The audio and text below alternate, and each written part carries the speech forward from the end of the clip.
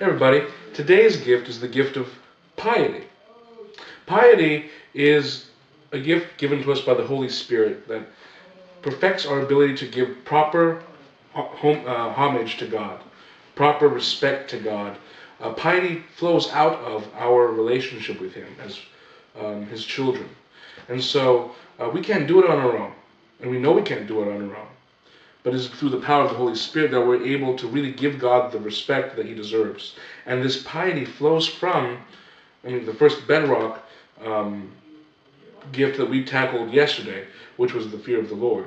And if you are terrified of displeasing God, then naturally you will start to move towards Him, and naturally you would want to give the best respect possible to Him.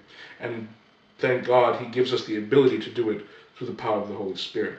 And so today, brothers and sisters, I pray for you, asking God that He might pour upon you the gift of piety, and that with piety you might be able to render unto Him all the honor and the glory that He deserves.